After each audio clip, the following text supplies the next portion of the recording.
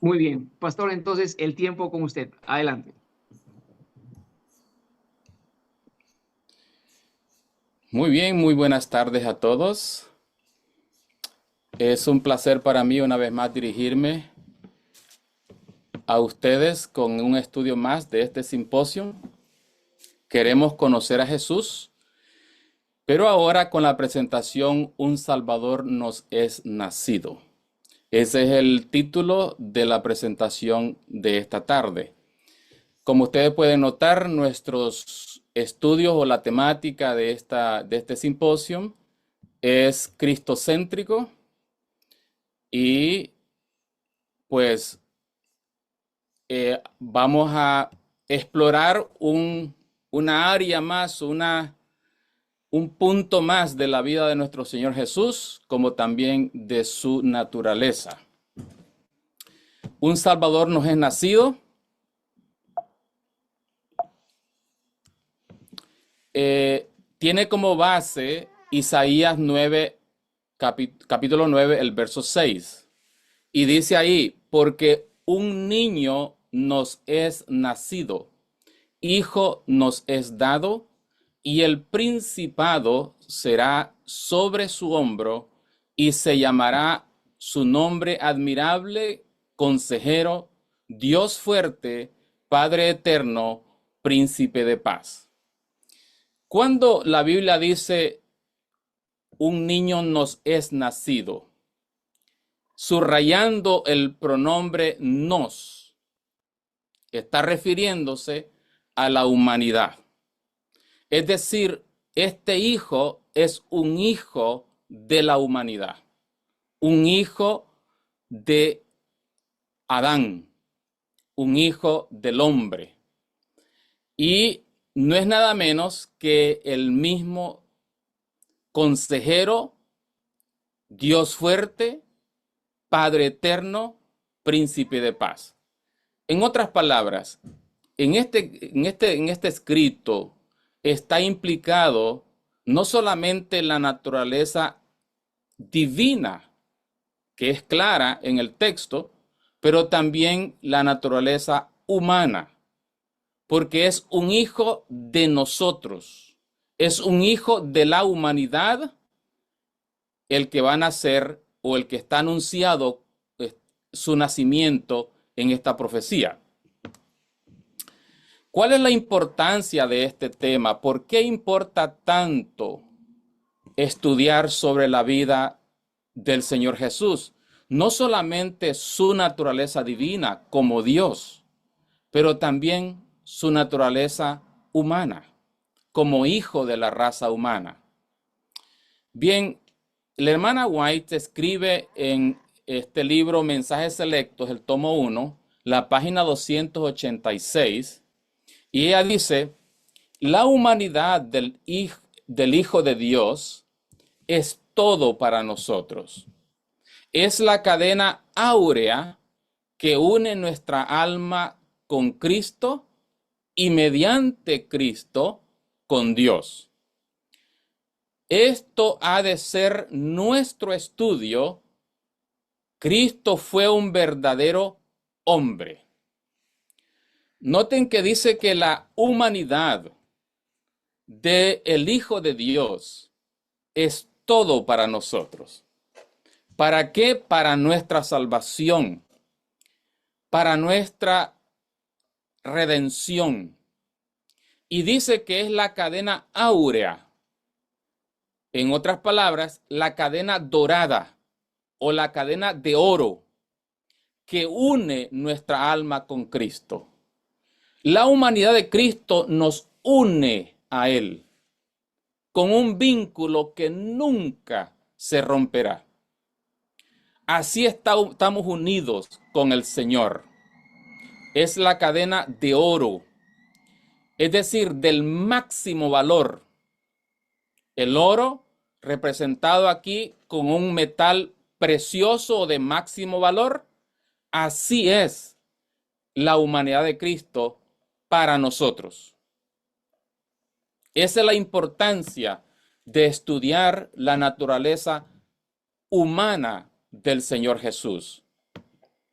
En este estudio vamos a mirar 4 puntos importantes. El primero, vamos a ver la descendencia de nuestro Señor Jesucristo.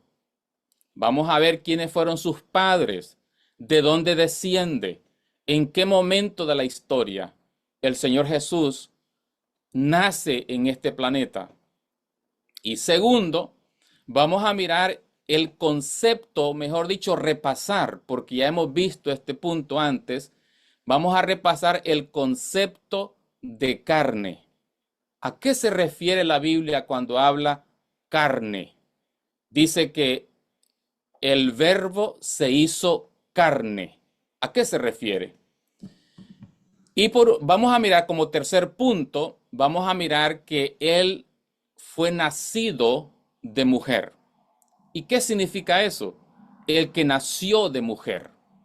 Porque él no aparece en el escenario por un milagro como un hombre ya maduro, como un adulto. Él aparece, sin embargo, como un bebé, gestado por una madre desde la concepción.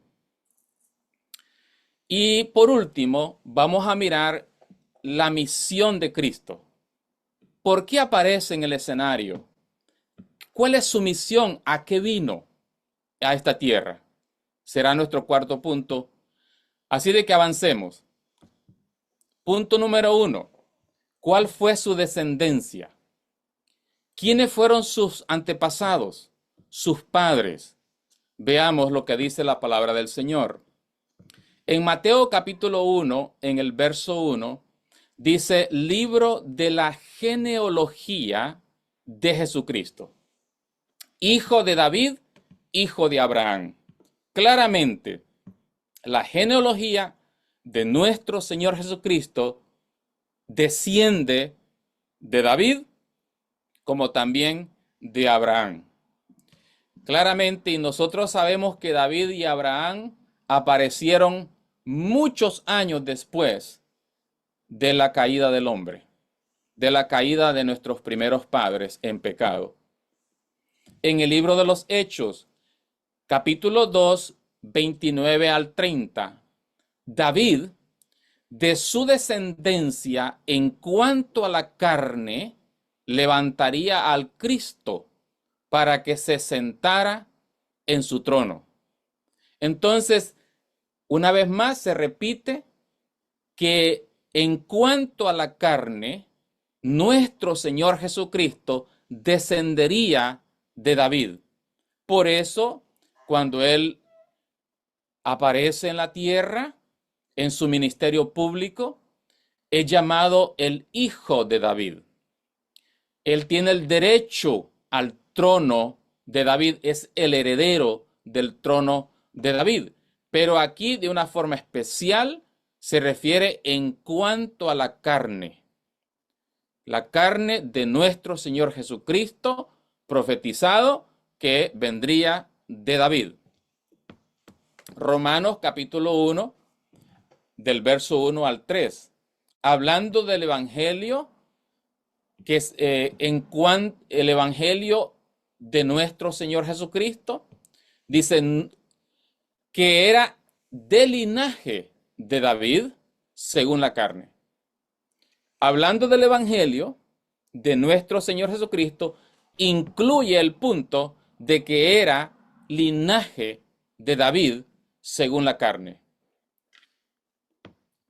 En el libro de Segunda de Timoteo, capítulo 2, en el verso 8, el apóstol Pablo le dice a Timoteo, acuérdate de Jesucristo, descendiente de David. Una y otra vez, la Escritura nos habla de cuál era la descendencia del Señor Jesucristo. Y si usted quiere conocer a David, pues necesita usted leer la palabra de Dios. Hay muchas historias de David, sentado en el trono, perseguido por Saúl, y también una vez ya establecido en el trono, usted va a mirar los errores que cometió David, la historia de su vida está ahí, pues de ese David desciende el Señor Jesucristo. En el libro de Hebreos capítulo 2, el verso 16, dice, ciertamente no tomó a los ángeles, sino a la simiente de Abraham tomó. Esta es la versión de la Reina Valera del 1909. Hay la versión en inglés, la versión del King James, la versión King James, dice en inglés, ciertamente él no tomó la naturaleza de los ángeles, sino la naturaleza de Abraham. Entonces, de la simiente de Abraham. Él no toma la naturaleza de ángeles, porque los ángeles del cielo, los ángeles de Dios, tienen una naturaleza santa, es decir, una naturaleza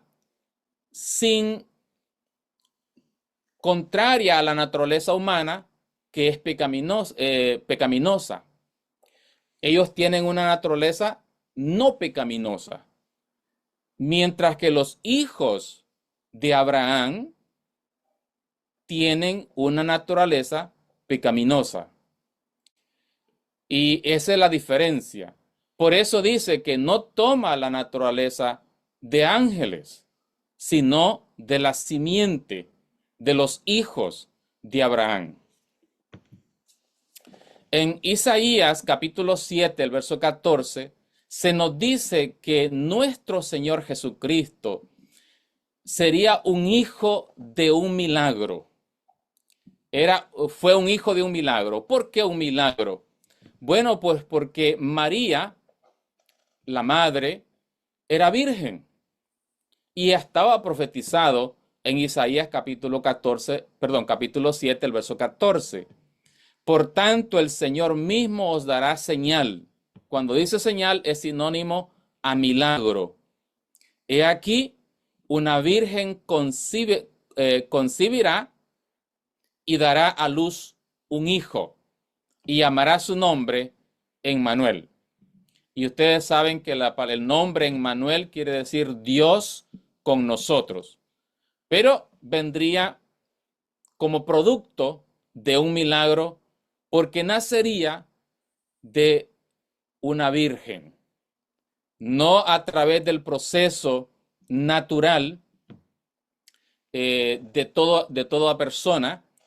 Él nacería como producto de un milagro, ¿okay?, realizado por Dios.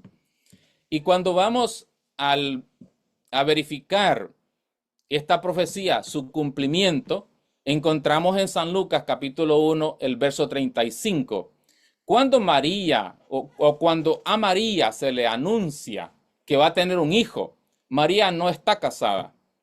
María está soltera, está comprometida en matrimonio, pero todavía no está consumado el matrimonio, todavía no están juntos.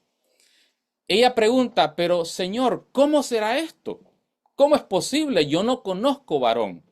Eso dice en el verso 34. Yo no conozco varón, no tengo marido, en otras palabras, soy virgen.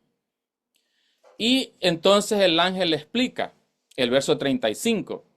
Y respondiendo el ángel le dijo, el Espíritu Santo vendrá sobre ti y el poder del Altísimo te cubrirá con su sombra, por lo cual también lo santo que nacerá de ti será llamado el Hijo de Dios. Entonces vemos que el ángel anuncia el nacimiento del Señor Jesús a una mujer que es virgen. Entonces es producto del poder de Dios. ¿Cómo Dios realizó ese milagro? Pues obviamente por esos milagros, porque no lo podemos entender nosotros. No se puede entender. ¿Cómo vamos a entenderlo? Es por eso que es un milagro. El hecho de que Dios hubiese hecho concebir a una virgen, concibe en su vientre a aquel ser llamado Hijo de Dios, aquel santo ser llamado Hijo de Dios. Pero notemos que a partir de ese momento, a partir de ese milagro de la concepción, el proceso de gestación es igual que el de nosotros, idéntico. Desde el momento de la concepción en adelante, son 9 meses de gestación, luego el alumbramiento, y el crecimiento es similar al de nosotros. Similar. Él recibe conocimiento así como nosotros recibimos conocimiento. ¿Cómo lo recibimos nosotros? Pues a través del estudio, de la instrucción, a través de la lectura, a través de la guianza del Espíritu Santo. Así nosotros vamos creciendo, no solamente estatura, pero también conocimiento, en madurez del carácter, desarrollo del carácter. De la misma forma, el Señor Jesús, de un proceso natural, es el proceso de gestación y crecimiento, obviamente dirigido por el Espíritu Santo, desde el momento que es milagrosamente concebido hasta a través de toda su vida. Luego dice en Mateo capítulo 1, el verso 18, el nacimiento de Jesucristo fue así, de esta forma. Estando María, su madre, desposada con José, es decir, no estaban todavía, estaban comprometidos, no estaban todavía juntos, no se había verificado todavía el matrimonio, estaban comprometidos. Antes que se juntasen, dice la palabra de Dios, se halló que había concebido del Espíritu Santo. O sea, la concepción de Cristo en el vientre de María es producto de un milagro, del poder del Espíritu Santo. Y eso es un milagro, no lo podemos entender. ¿Cómo podemos comprender eso? Bueno, si no lo comprendiésemos, pues no sería un milagro. Solamente Dios puede hacer eso. Y luego después, de ahí en adelante, pues el proceso de gestión en el vientre es igual que el de nosotros en nuestras madres. Dice así el Espíritu de Profecía, Mensajes Selectos, tomo 1, la página 290. Cristo no aparentó que tomaba la naturaleza humana. La tomó de verdad. Poseyó verdaderamente la naturaleza humana. Por cuanto los hijos participaron de carne y sangre, él también participó de lo mismo. Ella está citando aquí Hebreos capítulo 2, verso 16, me parece que es. Era el hijo de María, era de la simiente de David, de acuerdo con su descendencia humana. Se declara que era hombre, enteramente hombre, o el hombre Jesucristo, enteramente, en un 100%, hombre. En cuanto a la naturaleza humana con la que él toma, es 100% hombre. No se trató de una aparente humanidad. Dice, Cristo no aparentó que tomaba la naturaleza humana. La tomó de verdad. Poseyó verdaderamente la naturaleza humana. Cristo era realmente un hombre, hijo de la humanidad. Eso es el énfasis aquí del escrito. Vamos al punto número 2. Veamos el concepto de carne en la Biblia. Esto vamos a recordar para aquellos que no han visto los estudios anteriores. Les pedimos que lo busquen en los sitios que han sido mencionados acá, YouTube y los otros sitios, para que ustedes puedan comprender mejor. Aquí vamos a hacer apenas un resumen de lo que es concepto de carne en la palabra del Señor, en la Biblia. Cuando la Biblia dice, y aquel verbo se hizo carne y habitó entre nosotros, y vimos su gloria, la gloria como del Hijo unigénito del Padre, está refiriéndose a esa carne de la que vamos a mencionar aquí. Eso está en el libro de Juan, capítulo 1, en el verso 14. Cristo toma la carne que existía en el tiempo cuando Él nació. Esa es la carne que toma, y la carne que existía en el tiempo cuando Él nace, que fueron 4,000 años después de la caída del hombre, es la carne pecaminosa. No hay otra carne en la tierra. La única carne que hay es la carne pecaminosa. Escuchen los conceptos de carne. Para comenzar, déjenme hacer este comentario. Nuestra naturaleza caída está caracterizada por la debilidad para hacer el bien y para desearlo. Naturalmente, nuestra naturaleza caída no tiene el poder para hacer el bien, ni siquiera para desearlo. El deseo de hacer el bien es un milagro de Dios en nosotros. Y el poder de hacer el bien también es un milagro de Dios en nosotros. Nuestra naturaleza caída está caracterizada por la debilidad. No podemos, somos débiles para hacer el bien. Vean lo que dice Primera de Juan, capítulo 2, el verso 16. Porque todo lo que hay en el mundo, la concupiscencia de la carne y la concupiscencia de los ojos y la soberbia de la vida, no es del Padre, sino del mundo. En este mundo, si alguien nace en este mundo, todo lo que va a encontrar es una carne con tendencias, con inclinaciones, una carne débil, con tendencias e inclinaciones hacia el mal, hacia el pecado. Esa es la carne que hay en este mundo. No hay otra. Los ángeles vienen a este mundo, los ángeles de Dios, pero ellos vienen a visitarnos. Ellos no son de este mundo. Ellos vienen de arriba. Mateo 26, 41. Velad y orad, son palabras del Señor Jesús, para que no entréis en tentación. El espíritu a la verdad está dispuesto o está presto, dicen otras versiones, pero la carne es débil. Aquí está.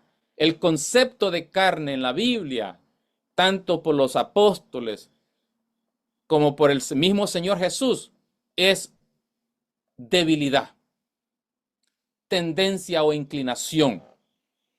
La carne que nosotros tenemos tiene ese defecto, un defecto con una debilidad. Y ahí está el problema. Gálatas 5:16. Digo pues, andad en el Espíritu y no satisfagáis la concupiscencia de la carne. La palabra concupiscencia aquí se refiere a deseo de la carne. La carne tiene tendencias al pecado, a lo malo, y no tiene poder por sí misma en obedecer la ley de Dios. Aclaremos la definición. Letra A o inciso A. Los deseos de la carne están en el campo de la tentación. Note, deseos de la carne es equivalente a tentación, debilidad. Deseos de la carne están en nuestra naturaleza. Por eso decimos que tenemos una naturaleza pecaminosa. No implican pecado, a menos que se ceda a esos deseos, a menos que se los satisfaga.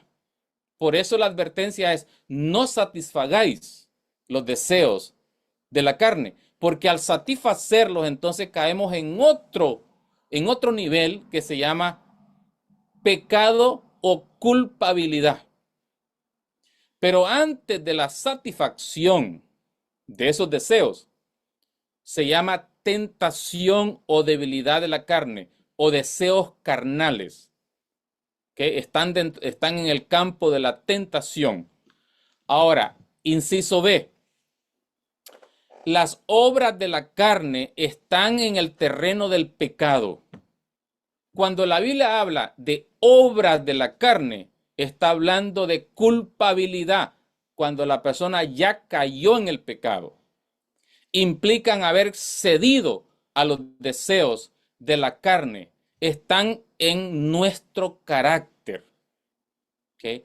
Eso definiendo, aclarando la definición de lo que es carne para aquellos que no escucharon los temas anteriores. Pero yo les invito a, por favor, que esto está más extendido y explicado en temas anteriores, ya sea por el pastor senior o por mi persona. Lo pueden ustedes escuchar. Leemos otra aclaración de definición de carne. Carne caída o pecaminosa implica tendencias o deseos, implica debilidad. Por nosotros mismos no podríamos resistirnos a esos deseos ni tendríamos la voluntad de resistirlos. Pero la gracia de Dios ha hecho posible ambas cosas. Es decir, la gracia de Dios hace posible la resistencia y la obediencia. Resistencia al pecado y obediencia a la ley. Es posible con el poder de Dios. Esas son las definiciones de carne que encontramos en la palabra de Dios.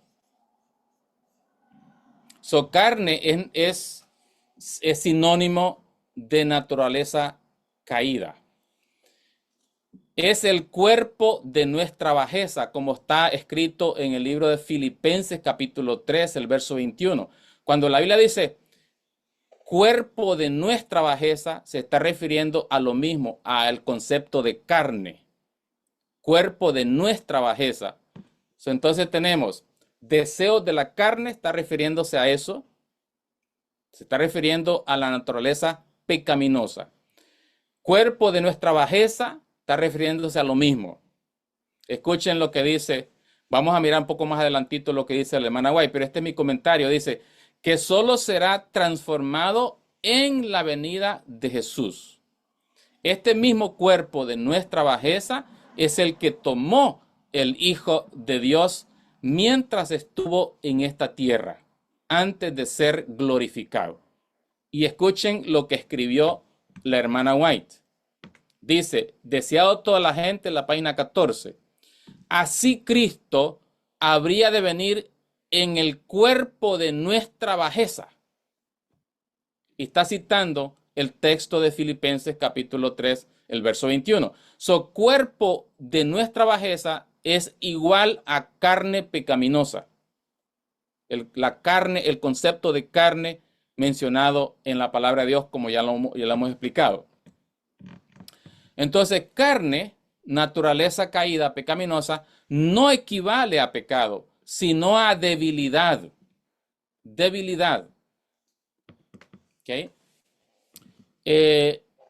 Por lo tanto, antes del pecado, escuchen lo que escribió la hermana White. Antes del pecado, nuestros primeros padres fueron advertidos. Y ella escribió, abro comillas, si cedían a la tentación, su naturaleza se depravaría y no tendrían en sí mismos poder ni disposición para resistir a Satanás. En el libro Patriarcas y Profetas, la página 32. Se les advirtió, los ángeles de Dios advirtieron a Adán y a Eva antes de la caída que si ellos cedían a la tentación, su naturaleza se depravaría. Es decir, cogería otro nivel que es conocido como naturaleza pecaminosa y no tendrían en sí mismos poder ni disposición para resistir a Satanás. Entonces ya no hay poder, hay debilidad en la carne. Luego acá en este escrito, este es después del pecado. Después que ellos cometen el pecado, escuchen lo que escribió Ellen G. White, hablando a Adán y a Eva. Dice, prometieron, es decir, Adán y Eva, prometieron prestar estricta obediencia a Dios en el futuro. Le dijeron, déjanos en el jardín, prometemos ser obedientes y ser estrictos a la obediencia de la ley de Dios. Entonces viene, dice, pero se les dijo que su naturaleza se había depravado por el pecado, que había disminuido su poder para resistir al mal y que habían abierto la puerta para que Satanás tuviera más fácil acceso a ellos. Si siendo inocentes habían cedido a la tentación, ahora en su estado de consciente culpabilidad, tendrían menos fuerza para mantener su integridad. Esto es la carne pecaminosa. La carne pecaminosa no tiene poder, es débil, la carne es débil, está tendida, inclinada a hacer el mal después del pecado. Y noten qué carne tomó el Señor Jesús. 4000 años después de la caída, ¿qué carne tomó Cristo? Pues la única carne que había en ese momento. Dice Romanos 8:3, porque lo que era imposible a la ley, por cuanto era débil por la carne, Dios enviando a su Hijo en semejanza de carne de pecado, y a causa del pecado, condenó al pecado en la carne. ¿En qué carne? En la carne pecaminosa. Ok, esa expresión carne de pecado en la Reina Valera se traduce carne de pecado, pero en otras versiones, como en la King James, en inglés, se traduce como carne pecaminosa. Carne pecaminosa. Y la hermana White, ella lo va a apoyar o va a darle soporte a ese principio en un momento. Pero vamos a mirar el tercer punto del estudio, que sería nacido de mujer. Cristo nacería de mujer. ¿Okay? En el proceso natural de gestación, solamente la concepción es un milagro, luego después es natural el proceso, incluyendo el alumbramiento, el nacimiento del Señor Jesús.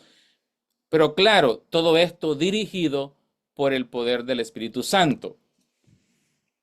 Dice en Gálatas capítulo 4, el verso 4, mas venido el cumplimiento del tiempo, Dios envió a su Hijo, hecho de mujer, hecho súbdito a la ley. El Señor Jesús nace de mujer. Él no aparece en el escenario como un adulto. Fue un proceso natural, un crecimiento natural, dirigido por el Espíritu Santo, por el poder de Dios, pero natural. Así como nosotros nacemos, crecemos en estatura, en sabiduría, en madurez del carácter, así también el Señor Jesús creció.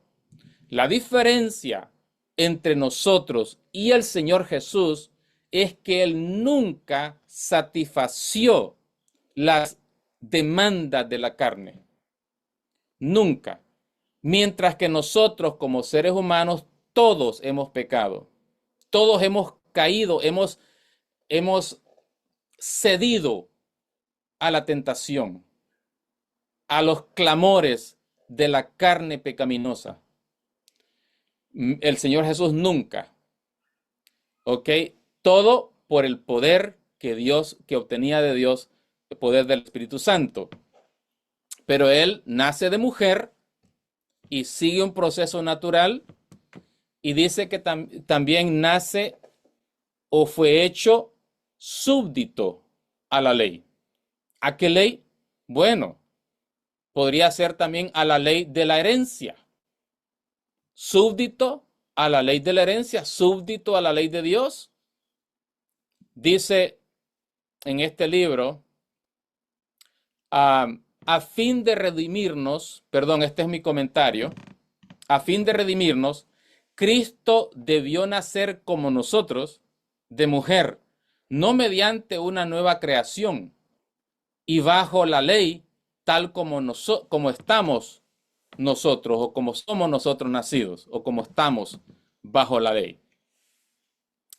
Dice acá la hermana White en el libro Deseado todas las gentes, habría sido una humillación casi infinita para el Hijo de Dios revestirse de la naturaleza humana aun cuando Adán poseía la inocencia del pecado. Hubiese sido una infinita humillación si Cristo hubiese tomado la naturaleza de Adán antes de la caída. Aún en esa carne santa que tenía Adán antes de la caída, aún en esa carne hubiese sido un sacrificio para Cristo. Y luego dice, pero Jesús, es decir, ella ahora muestra otro escenario, la realidad. Pero Jesús aceptó la humanidad cuando la especie se hallaba debilitada. Ahí está, débil significa carne pecaminosa, por 4.000 años de pecado. 4.000 años de pecado se había debilitado la carne, la que tomó el Señor Jesús. Como cualquier hijo de Adán, aceptó los efectos de la gran ley de la herencia.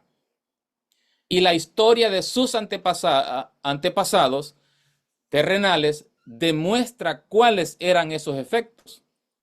Mas él vino con una herencia tal para compartir nuestras penas y tentaciones y darnos el ejemplo de una vida sin pecado.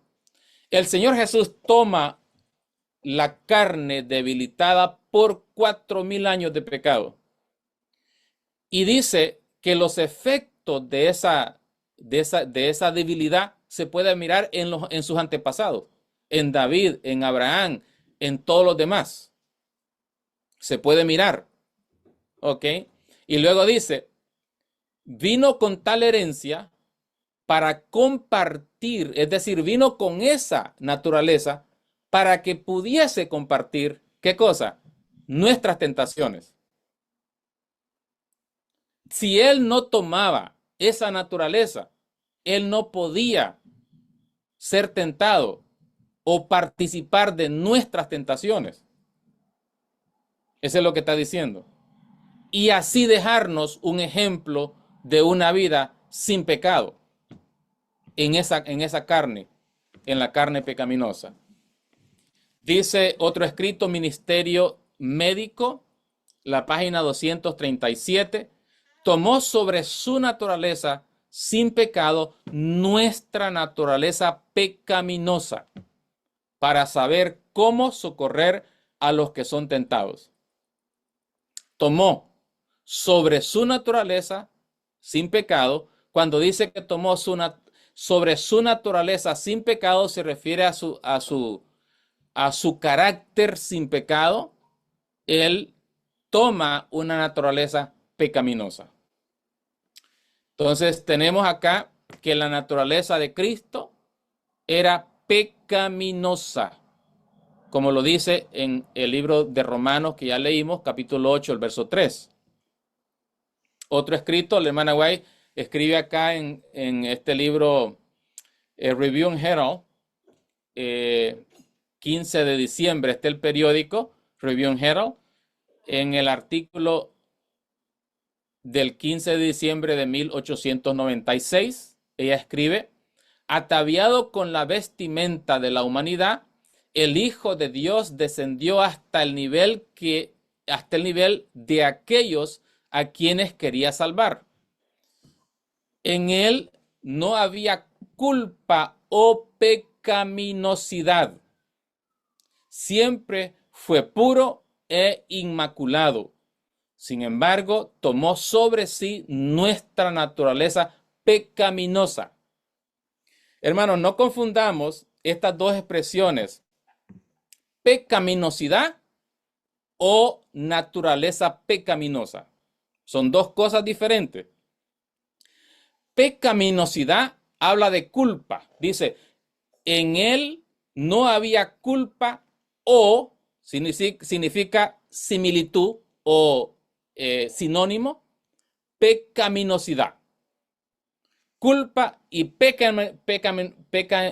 pecaminosidad son lo mismo. Y luego dice que en vez de que hubiese en él culpa o pecaminosidad, no hubo en él eso. Y luego dice que tomó nuestra naturaleza pecaminosa. La palabra y a la expresión naturaleza pecaminosa no se trata de la práctica del pecado. Naturaleza pecaminosa se trata de una naturaleza con tendencias, inclinaciones, una naturaleza débil, sujeta a tentaciones feroces. Pero no es pecaminosidad. Pecaminosidad es haber ya actuado en el pecado cuando ya hay culpa. Por favor, mantengan esos dos conceptos, dos puntos muy distintos uno del otro. Pecaminosidad es práctica del pecado, culpabilidad. Naturaleza pecaminosa es simplemente tendencias, inclinaciones, debilidad de la carne. Por último, veamos la misión del Señor Jesús. ¿Cuál era su misión? ¿A qué vino? ¿Por qué es que Él nace como bebé? ¿Por qué Él tiene que pasar desde la concepción, la gestación, nacimiento, crecimiento, madurez? ¿Por qué?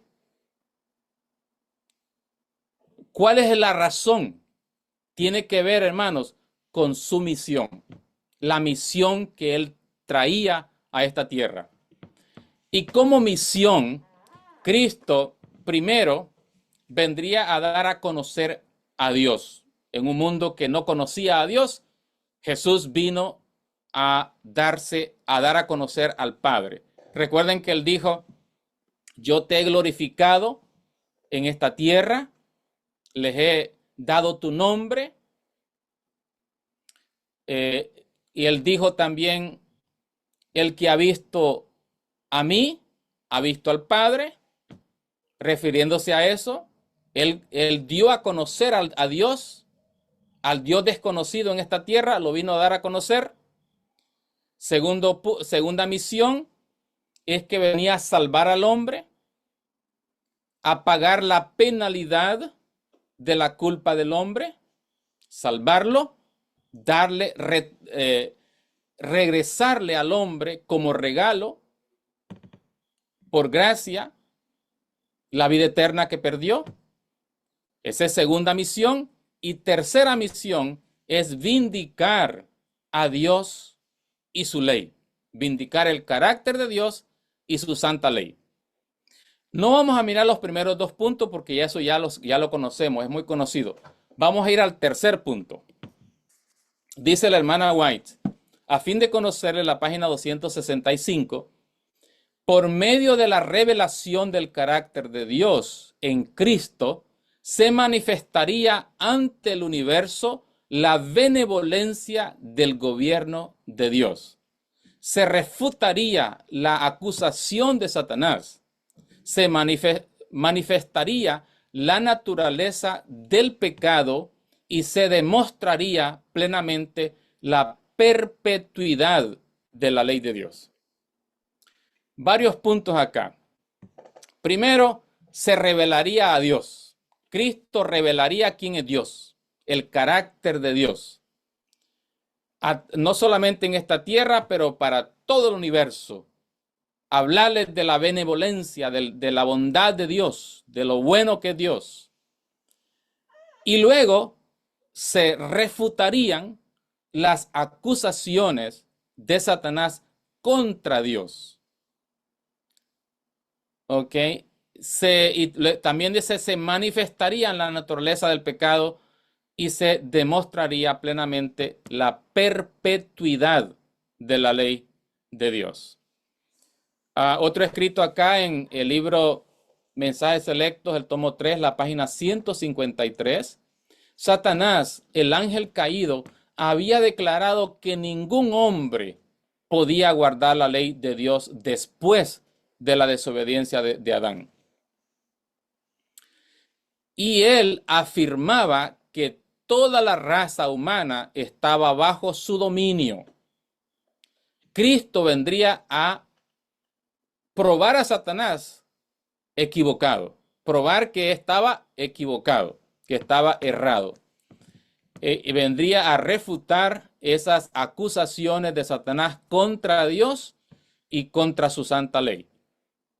Dice, Cristo vino al mundo a contrarrestar la falsedad de Satanás de que Dios había hecho una ley que los hombres no podían cumplir.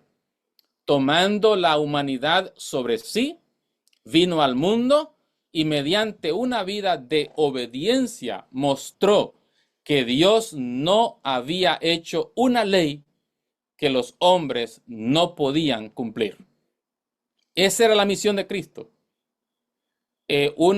Como parte de la misión de Cristo era refutar, contrarrestar la falsedad de Satanás de que la ley de Dios no puede ser cumplida. Obviamente por los hijos de Adán, que somos los hijos de Adán con naturaleza caída. Dice, demostró que era perfectamente posible que los hombres obedezcan la ley. Los que aceptan a Cristo como su Salvador, participando de su naturaleza divina, pueden seguir su ejemplo, viviendo en obediencia a cada precepto de la ley de Dios. Entonces, el Señor Jesús vino a dejar un ejemplo perfecto. Ahora, si Cristo no tenía la naturaleza caída de nosotros, con las inclinaciones y tendencias, debilidades de la carne, ¿cómo podría Él refutar esas acusaciones de Satanás que la ley de Dios no podía ser cumplida por los hijos de Adán, por los que tienen, todos los que tenemos naturaleza caída o naturaleza pecaminosa? No se hubiese podido, pero Él toma la naturaleza pecaminosa y en la naturaleza pecaminosa condena al pecado, es decir, no permite que el pecado more en Él o actúe en Él. Y luego Él nos extiende a todos una invitación. ¿Y cuál es esta invitación? Mateo 16, 24. Entonces Jesús dijo a sus discípulos, si alguno quiere venir en pos de mí, niéguese a sí mismo, tome su cruz y sígame. ¿Cómo podríamos nosotros seguir a Cristo, a seguir sus pisadas, si Él tiene otra naturaleza? Una naturaleza semejante a la de Adán antes del pecado. ¿Cómo podríamos nosotros seguirle? Pero Él puede decir esto, puede invitarnos porque Él también tenía la misma naturaleza que nosotros tenemos. Escuchen lo que escribió la hermana White en este libro, Colportor Evangélico, la página 119, el párrafo 1. Nuestro amado Salvador nos enviará ayuda en el momento mismo en que la necesitemos. El camino del cielo quedó consagrado por sus pisadas. Cada espina que hiere nuestros pies hirió también los suyos. Él cargó antes que nosotros la cruz que cada uno de nosotros ha de cargar. El Señor permite los conflictos con el fin de preparar al ser humano para la paz. Entonces, el mismo camino, el mismo sendero espinoso que caminó el Señor Jesús, Él invita a caminar a cada uno de nosotros. Y con el poder de Dios, ser vencedores sobre el pecado sobre el poder del pecado en nuestras vidas, en una carne pecaminosa como Él lo hizo. Porque él anduvo ya ese camino y ahora Él nos invita y está probado que se puede vencer a la carne pecaminosa, a sus tendencias. Se puede vencer porque Él lo hizo en una carne similar como la nuestra. Y esta, hermanos, es nuestra invitación a seguir a Cristo y a conocer más de la fuente de su poder. ¿Dónde conseguía Cristo el poder para vencer? ¿Dónde está el secreto? Porque Él tenía la misma carne que nosotros. Por lo tanto, podemos nosotros también vencer con el poder que Él nos dé y finalmente un día ser vencedores como Él lo fue. Y obviamente darle la gloria y la honra toda a Él, toda a Dios, porque está probado que nosotros mismos no podemos sin su poder. Si un día somos victoriosos al final sobre el pecado, entonces la gloria será para Él porque Él habrá conseguido eso en nosotros. Que la gracia de Dios nos haga entender esto, la importancia de esta verdad y que actuemos por la fe en el poder de Dios. Amén.